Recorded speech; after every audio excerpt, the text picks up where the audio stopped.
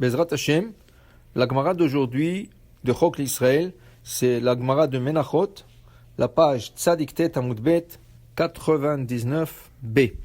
Tanu Rabbanan, Asara Shulchanot Asa Shlomo, Velo Ayu Mesadrim, Ela Shel Moshe. Shlomo HaMelech, quand il a construit le Bet Hamikdash, le temple, tout d'abord, il a élargi les mesures du temple.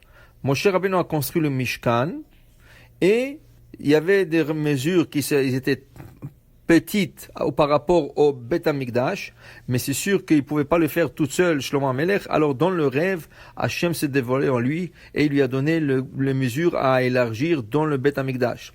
Une fois qu'il a élargi le Bet Hamikdash, les mesures du Bet Hamikdash, il s'est fait 10 tables. Moshe Rabbeinu a fait une seule table en or. Shlomo HaMelech, il dit, la Gemara, il a fait Asara Shulchanot. Mais la Gemara dit, le pain, Lechem Apanim, le pain qui a été posé sur la table, 12 pains qui étaient posés de Shabbat à Shabbat, veut dire on a cuit le pain le vendredi, on n'a pas le droit de cuire le pain Shabbat, même dans le Bet Hamikdash. Ils ont sorti le pain le vendredi après-midi quand il était prêt et ils l'ont mis sur une table. Et là, le samedi matin, le Kohanim rentrait et prenait le pain, le nouveau pain, et il le plaçait sur la table. Et ce pain restait toute une semaine de un Shabbat à l'autre Shabbat. Et il y avait le miracle que le pain restait chaud. On pouvait voir la fumée qui montait du pain toute la semaine. Ça, c'était un des miracles quand les gens faisaient le pèlerinage pendant les 3 périodes de fête, Pesach, Shavuot et Sukkot. Le Kohanim levait la table pour que les gens à l'extérieur puissent voir comment le pain restait chaud pendant 9 jours. C'était un des 10 miracles quotidien dans le Bet Hamikdash. Mais la Gemara explique ce matin que le pain était posé que sur la table de Moshe Rabbeinu, que la table qui a fait Moshe dans le temps il a sorti les Hébreux de l'Égypte, mais sur les 9 autres, il n'y avait pas de pain. La Gemara dit, Esser menorot asa Shlomo, 10 candélabres a fait le roi Salomon. Velo ayu madlikim ela beshel Moshe. Mais on a allumé que le candélabre de Moshe Rabbeinu. Alors maintenant il dit ici Rabbi Eliezer ben Shammua Omer al kulam mesadrim. Selon Rabbi Eliezer ben Shammua, lui il n'est pas d'accord avec Chachamim et il dit pourquoi faire 10 tables 9 supplémentaires si on met le pain rien que sur celui de Moshe. Alors c'est pas la peine de faire 10. Qu'est-ce que ça donne?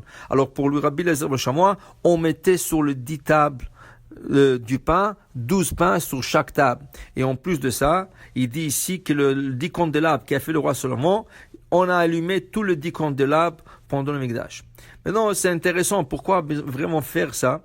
Je pense une des raisons que Shlomo HaMelech il a fait ça. On dit que la menorah, le candélabre, se trouve aujourd'hui au Vatican. Il y a beaucoup de sources qui montrent qu'en quoi le candélabre peut-être ne se trouve pas au Vatican. Mais il y en a qui disent qu'ils ont vu le candélabre au Vatican. Alors la réflexion qu'on doit dire et essayer de dire, peut-être ce candélabre qui se trouve au Vatican fait partie de un de 9 supplémentaires qui a fait le roi Salomon. Mais le vrai candélabre, celui qui a fait Moshe Rabbeinu, il se trouve toujours en Israël. On ne sait pas. Alors, ça veut dire que c'était une théorie, on peut toujours se poser la question, parce que il est très possible que peut-être le vrai candélabre se trouve toujours en Israël et il se trouve pas dans le Vatican. Et même le menorah qui se trouve au Vatican, c'est pas la vraie. Alors, il y a toutes sortes de possibilités, mais on n'est pas sûr où se trouve le vrai candélabre. Maintenant, la Gemara, elle continue ce matin et elle dit qu'il y avait 3 tables. À l'époque de Moshe Rabbeinu, il y avait 3 tables. La première 2 tables étaient deux qui ont rentré dans le Oulam. Oulam, vous rappelez-vous, il y avait la cour. Tu rentrais dans le Mishkan, il y avait la cour. Ensuite, de la cour, il y avait la place où il y avait le Mizbeach. Et après, tu rentrais dans une petite bâtisse qui s'appelait le Echal. Alors, la Gemara dit que dans le Echal, il y avait 2 tables à la rentrée à droite. Une table en argent, une table en or. En plus de ça, il y avait la table en or qui a fait Moshe Rabbeinu.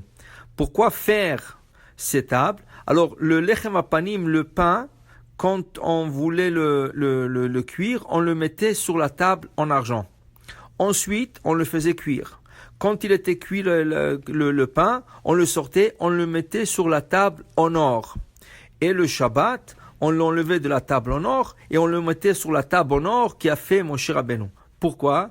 La Gemara dit parce que Ma'alim Bakodesh velo moridim, parce que toujours on essaie de monter dans le niveau de la sainteté, de la Kedusha, et on ne peut pas baisser. Alors on commence par l'argent, et on le passe à une table en or, après que le pain est cuit, et de la table en or, on le passe sur la table en or de Moshe Rabbeinu qui a un plus grand sainteté, et là on a fait monter le pain d'un niveau à l'autre, l'argent à l'or, l'or à or de Moshe Rabbeinu. Alors ça c'est les 3 tables qu'il y avait dans le Echal, qu'on a rangé le pain de Lechem HaPanim.